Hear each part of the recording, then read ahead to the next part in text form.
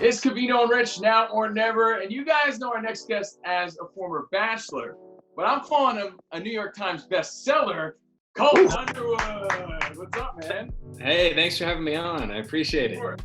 The book, my first time. The podcast, Coffee with Colton. I'm telling you, man, you're keeping busy during the quarantine, huh? You know what? It's at first when this all got announced, I was like, finally, I got some time to breathe, and it's been a wild, crazy last year and a half for me. But I'm staying busy and making the most of it. Yo, with the audience The Bachelor has, if you have talent and ambition, I feel like you could ride the Bachelor wave to all types of success. Is that what you're feeling? Yeah, I mean, I'm very appreciative and so supportive of the fans of the show, for sure. But, I've always, even when I was an athlete, I always wanted to be more than just an athlete. And I want to be more than just a Bachelor franchise member now. So, I'm working towards, staying in the TV and entertainment industry. I love it. There's nothing wrong with saying I don't mind being on camera and I enjoy it. So I'm having some fun and created a new Coffee with Colton show. And the book obviously did really well, and that was an awesome way for me to sort of close the chapter on Bachelor Nation, thank everybody for their support and fill everybody in to where I'm at now. But it's on to bigger and better things. That's why I introduced you as the author, Colton Underwood. And we're going to talk about Coffee with Colton and all that. But let's rewind and talk a little football because you played with the Chargers in the NFL. But let's take it back to college first. Illinois State University Redbirds. You were part of a legendary Jimmy Garoppolo game, a high-scoring double overtime game, where apparently you sacked him twice. Tell us about that. Well, I don't want to correct you, but it was 3 times in double overtime, 3 sacks. I saw the Garoppolo jersey in the background, and don't get me wrong, he's a much better player than I am, but I got to him 3 times in that game. It was something for me to hang my hat on. It was a special one, too, because Illinois State and Eastern Illinois play for a trophy, so it was a trophy game every year. So definitely a thriller, and I love, looking at those pictures and reminiscing. Don't get me wrong, that dude was super talented, and I think I came back my senior year and he threw for 450 on us. So I don't want to say anything crazy because I don't need you guys looking that game up. But yeah, we got to him quite a bit, and we had a really good year, really good team my junior year. Now, when you get to that next level, we hear NFL players saying college to the pros. Talk about that difference, like the competition level, the speed. Is it just a different game? Yeah, I mean, I have a lot of thoughts on that just because, I did come from a 1AA school, and I'm going up against and competing against Florida, South Carolina, SEC, ACC, Big Ten, all the, what you want to call the big boys.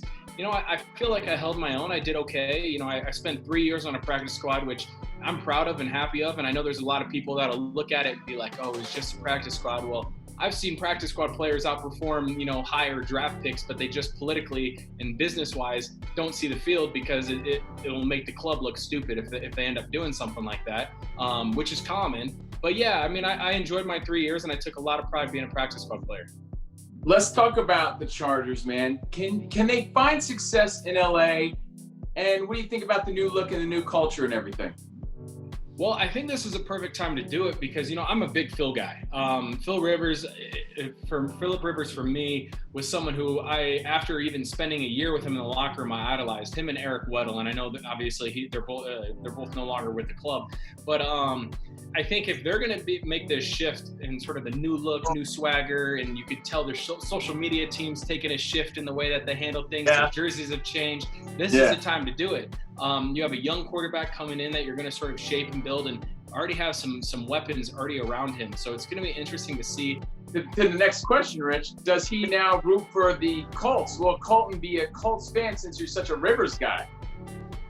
I will. You know why? Because I was born in Indianapolis, Indiana as well, and I grew up going to Colts games. I'll always root for them, and I always wondered that growing up is how a lot of people could be fans of certain teams and players. Well, it makes sense in the league with the in and out and the turnover of all the players, man. I just have so much respect for him, and I'm going to be rooting for Melvin and Denver, and it's an interesting time for sure. Hey, Colton, you come from 2 different crazy worlds, the sports world and now the entertainment world. You got millions of followers on social media. Where are the bigger haters? Sports fans or reality fans? Yeah. Well, all right, so I'll set the record straight. It's so different because here's the thing. If someone wants to hate on me for missing a game-winning tackle or giving up a score, I could just turn around and go to the next game, the next play, and make up for it, right? If they take a shot at you as being the Bachelor and you as being Colton, it's personal. So I had to deal with that, and unfortunately I made mistakes. I lashed out when I shouldn't have, but I didn't understand what was coming with it, and I put my foot in my mouth more than I probably should. I still do to this day, but that's just the athlete in me and the competitor of wanting to win, wanting to do well, wanting to be liked. I just think that it's just two completely different things. But at the end of the day, I will say this: Bachelor fans sports fans should not underestimate Bachelor fans, because they're just as passionate about that. I don't blame you though, because honestly, they wouldn't say that stuff to your face, right? They would never say that stuff to someone's face. Right. Media. Cavino, you always say, if they wouldn't say it to my face, why can't I lash back out? No, exactly. Yep. But you can't now because you're, well known, and it would make you look bad at this point. Well, yeah, and I mean, you start to learn, and as time goes on, I mean, like I said, I've had my differences with a lot of people, if you want to call it in Bachelor Nation, and I've disagreed with them, but I still respect their decision. I still try to understand where they're coming from, but I have my life to live, and I grew up a certain way, and I always try to stick up for myself and stand up for myself, and there's a right way to do that, I guess. Let's talk about the right way to date right now, because you live football too, and you're giving advice on your podcast, on your show. Do we have to change the way we're thinking about first dates as far as the virus is concerned? Are people going to be kissing on a first date? How do you see this all playing out in the future right now? Man, I don't know, but in my opinion, because I had the coronavirus, I had it early on, and it was scary at the time. But now it's getting to a point where it's like, hey, we got to figure something out, because we can't go on much longer like this, all trapped. And I know I'm not saying that just for people to get out and date. That's not what I'm saying. Obviously, health and safety comes first. But I don't think it's going to affect it long term. Maybe short term, there's going to be some awkward Zoom dates and maybe some awkward coffee run-ins. I had my first encounter. I went to the hospital to donate plasma, and I went to shake the doctor's hand, and I was like, oh, we don't shake hands anymore. I forgot. It's just so weird to me that you can't even do a simple shake hand or a hug or anything right now. We said if a hot girl DM'd 20 guys, let's meet up, all 20 would say, what coronavirus? So I think 100.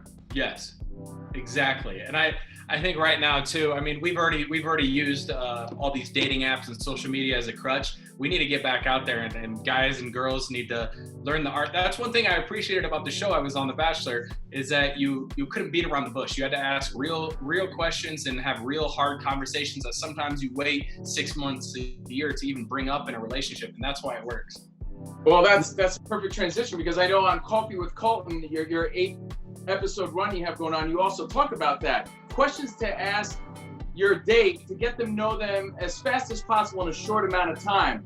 How do you do that virtually, and how do you do that in real life when we get back to normal? Yeah, well, I think there's a fear aspect that comes along with dating and sort of being vulnerable and opening up. I know that was the case for me being an athlete, is you're so guarded. You're always taught never to let people see your emotions. So I would say the exact opposite for dating is let people in. Don't be afraid to let them in. And as far as asking the right questions, I encourage people to reverse date. Ask the hard-hitting questions.